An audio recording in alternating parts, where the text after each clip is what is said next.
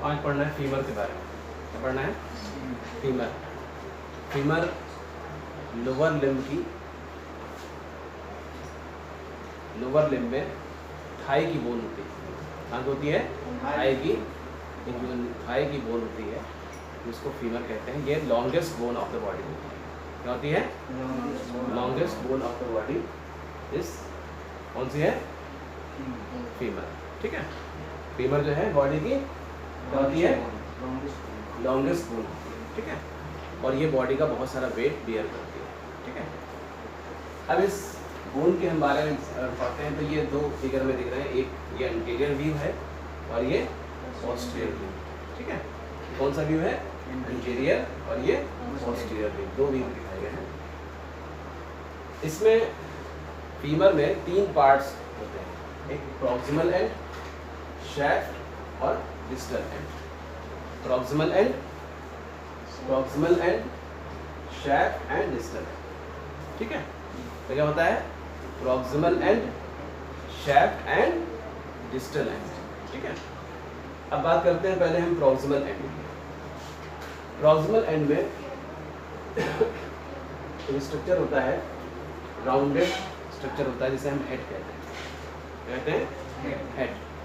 ये हेड जो है ये आर्टिकुलर कार्टिलेज से ढका हुआ होता है, स्मूथ होता है और ये acetabulum of the hip bone में फिट होता है।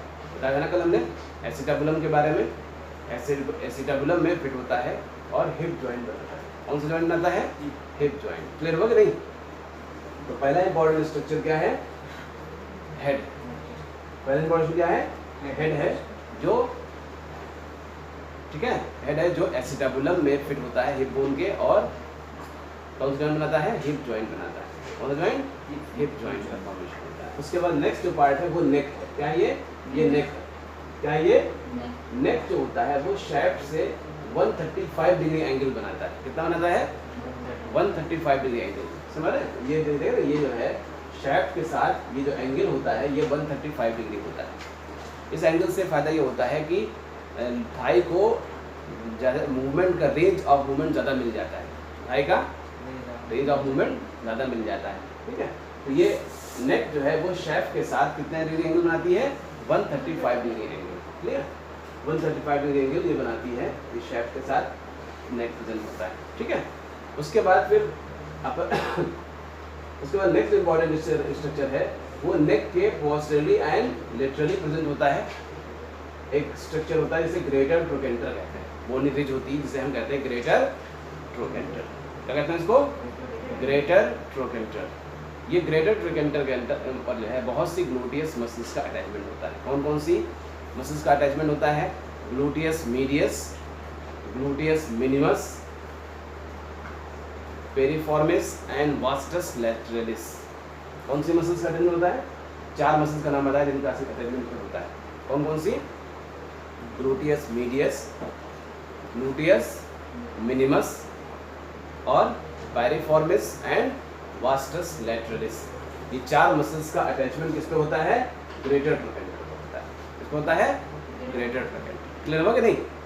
सेकंड, उसके बाद नेक्स्ट इंपॉर्टेंट स्ट्रक्चर है वो ये है जो नेक के laterally and medially and posteriorly present होता है। मीडियली एंड पोस्टेरियरली प्रेजेंट होता है, इसे कहते हैं लेजर ट्रोकेंटर। क्या कहते हैं इसको? Lesser trochanter. इस पर इलियोसॉस मसल का जो है अटैचमेंट होता है। कौन सी? इलियोसॉस मसल का अटैचमेंट होता है। क्लियर हुआ कि नहीं? कौन सी मसल्स? इलियोसॉस मसल का अटैचमेंट होता है लेजर ट्रोकेंटर पर। क्लियर हुआ कि नहीं? किसका अटैचमेंट होता है? लेजर ट्रोकेंटर पर इलियोसॉस मसल का अटैचमेंट होता है। तो ये हो गया greater trochanter and lesser trochanter. ठीक है, उसके बाद फिर नेक्स्ट स्ट्रक्चर है वो एंटीरियर सरफेस पे। किस पे? एंटीरियर सरफेस पे इन दोनों ट्रोकेंटर को मिलाने वाली एक लाइन होती है। इन ट्रोकेंटर के बीच एक लाइन होती है जिस लाइन को कहते हैं इंटरट्रोकेंट्रिक लाइन। क्या कहते हैं इसको? Intertrochanteric line. इस लाइन पर इलियोफीमोरल लिगामेंट का अटैचमेंट होता है। इसका अटैचमेंट होता है इलियोफीमोरल लिगामेंट, यानी जॉइंट जो बनेगी उसका एक लिगामेंट होगा। तो इलियोफीमोरल लिगामेंट का अटैचमेंट इस लाइन पर होता है। क्लियर हुई बात नहीं? ऐसे ही पोस्टीरियर सरफेस पर भी, ऐसे ही पोस्टीरियर सरफेस पर भी दोनों को मिलाने वाला एक स्ट्रक्चर होता है, बोनिफिज होता है, जिसे हम कहते हैं इंटरट्रोकेंट्रिक क्रेस्ट। क्या नाम होता है? Intertrochanteric crest. इसका जो मिडिल पार्ट होता है वो थोड़ा सा उभरा हुआ होता है, जिसको कहते हैं क्वाड्रेट ट्यूबरकिल। इस पर क्वाड्रेटस फीमोरिस मसल का अटैचमेंट होता है। कौन सा मसल? क्वाड्रेटस फीमोरिस मसल का अटैचमेंट होता है। क्लियर हो कि नहीं? इसके बीच वाला पोर्शन उठा हुआ है, इसको कहते हैं क्वाड्रेट ट्यूबरकिल, और इसके ऊपर जिस मसल का अटैचमेंट होता है उसका नाम होता है क्वाड्रेटस फीमोरिस। क्या नाम होता है? क्वाड्रेटस फीमोरिस मसल का अटैचमेंट होता है। क्लियर होगा? नहीं? उसके बाद फिर जो है ये हो गया इंटरट्रोकेंट्रिक क्रेस्ट। तो ये जो है अपर, यानी कि जो है अपर जो है, या जो हम कहते हैं प्रॉक्सिमल जो एंड है, इसके स्ट्रक्चर होता है। प्रॉक्सिमल एंड में कौन कौन से स्ट्रक्चर पड़े? Head, neck, retrotrochanter, lesser trochanter, intertrochanteric line and intertrochanteric crest.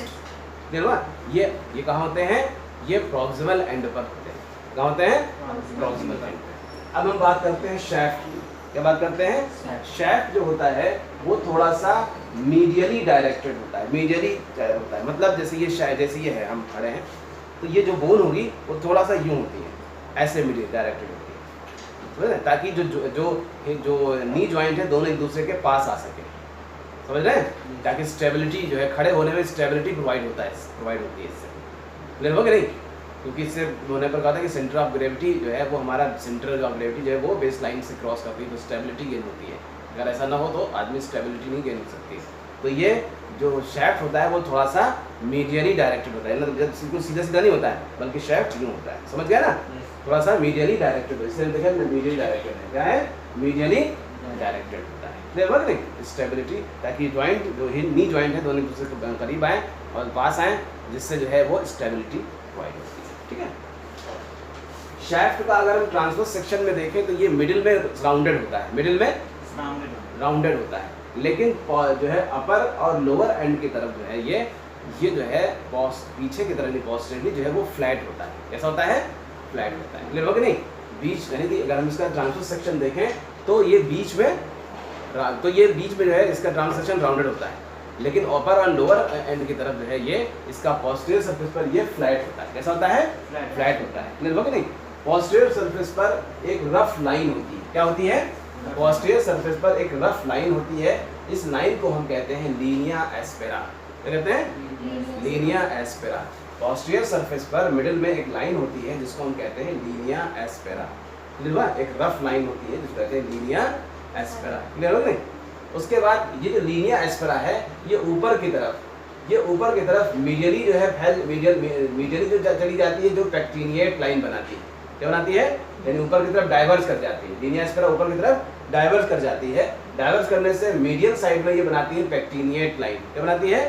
पेक्टिनिएट line. और लेटरल साइड में ये बनाती है ग्लूटियल ट्यूबरोसिटी। क्या बनाती है? Gluteal tuberosity. इस पर ग्लूटियस मैक्सिमस मसल का अटैचमेंट होता है। कौन सी मसल?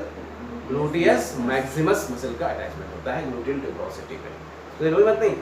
इसी तरह से नीचे की तरफ भी ये लाइन जो है वो डाइवर्स कर जाती है। क्या बना जाती है? ये लाइन डाइवर्स कर जाती है। बीच में जो स्ट्रक्चर बनता है इसे कहते हैं पॉप्लिटियल फोसा। कहते हैं floor of the popliteal fossa का फॉर्मेशन होता है इसके डाइवर्जेंस में। और ये डाइवर्स करती हैं तो लेटरल मीडियल साइड में जाती हैं तो बनाती है मीडियल सुप्रा कंडाइलर लाइन। क्या बनाती है? ये जो जाती है medial supracondylar line. Lateral side में जाती है तो बनाती है lateral supracondylar line. Clear हो गया नहीं? क्लियर हो गया नहीं? Medial supracondylar line and lateral supracondylar line का फॉर्मेशन करती हैं जब ये लीनिया एस्पेरा डाइवर्स करती है। ठीक है? ये जो मीडियल सुप्रा कंडाइलर लाइन है ये खत्म होती है एक स्ट्रक्चर में जिसे कहते हैं एडक्टर ट्यूबरकिल। क्या कहते हैं? एडक्टर ट्यूबरकिल। इस पर एडक्टर मैग्नस नाम की मसल्स का अटैचमेंट होता है। क्या नाम होता है? एडक्टर मैग्नस नाम की मसल का अटैचमेंट होता है। क्लियर हो गया नहीं? उसके बाद फिर जो है ये इसके नीचे जो है यानी कि जो है सुप्रा कंडाइलर लाइन के नीचे जो है लेटरली स्ट्रक्चर होता है जिसको हम कहते हैं जिसे कहते हैं एपिकंडाइल। क्या कहते हैं? एपिकंडाइल। तो दो एपिकंडाइल होंगे, एक मीडियल साइड में मीडियल एपिकंडाइल और लेटरल साइड में लेटरल एपिकंडाइल। क्या होते हैं? मीडियल साइड में medial epicondyle and lateral side में लेटरल एपिकंडाइल। ठीक है? फिर एपिकंडाइल के जो है नीचे जो है स्ट्रक्चर होता है, राउंडेड स्ट्रक्चर होते हैं जिसे कहते हैं कंडाइल। क्या कहते हैं? कंडाइल। कंडाइल भी दो होंगे, medial condyle and lateral condyle. क्या होंगे? Medial condyle and lateral condyle. ये बात चल रही है लो डिस्टल एंड की। किसकी बात चल रही है? डिस्टल एंड की। Lateral condyle and medial condyle and lateral condyle. ठीक है। इन कंडाइल्स के जो ये जो कंडाइल हैं, इनके मीडियल जो कंडाइल, खासकर मीडियल जो कंडाइल है इनका इंफीरियर और पोस्टीरियर सरफेस, इनका इंफीरियर और पोस्टीरियर सरफेस टीबिया बोन से जुड़कर नी जॉइंट बनाता है। क्या बनाता है? टीबिया बोन से जुड़कर नी जॉइंट बनाता है। किसका? इन कंडाइल्स का पोस्टीरियर एंड इंफीरियर सरफेस, यानी ये सरफेस और निचला सरफेस, ये सरफेस टीबिया के साथ जुड़कर क्या बनाता है? क्या बनाता है? नी जॉइंट बनाता है। कौन सा जॉइंट? नी जॉइंट का फॉर्मेशन करता है। क्लियर हुआ कि नहीं? इसी तरह से इन कंडाइल्स का जो अंटेरियर सरफेस है, इन कंडाइल्स का जो अंटेरियर सरफेस है, इस पर पटेला का अटैचमेंट होता है। किसका अटैचमेंट होता है? पटेला का अटैचमेंट होता है। क्लियर हुआ कि नहीं? पटेला इस पर जो है जुड़ी हुई होती है, आर्टिकुलेशन होता है पटेला का। क्लियर हुआ नहीं? पटेला जो है ये जो है वो जो है लेटरल जो कंडाइल होता है वो थोड़ा सा जो है बड़ा होता है और उभरा हुआ होता है, और ये पटेला को लेटरल डिस्प्लेसमेंट से रोकता है। पटेला को लेटरल डिस्प्लेसमेंट से रोकता है, पटेला डिस्प्लेस ना हो जाए इसके लिए इसको रोकता है। क्लियर हो कि नहीं? तो ये हो गया लोअर यानी कि डिस्टल एंड के बारे में। तो टोटल तो ये पूरी फीमर के बारे में हो गया। क्लियर हो कि नहीं? फीमर क्या क्या पढ़ा, क्या क्या स्ट्रक्चर पढ़ा है? अब जो है proximal and distal, shaft and distal. ठीक है, क्लियर हो गया?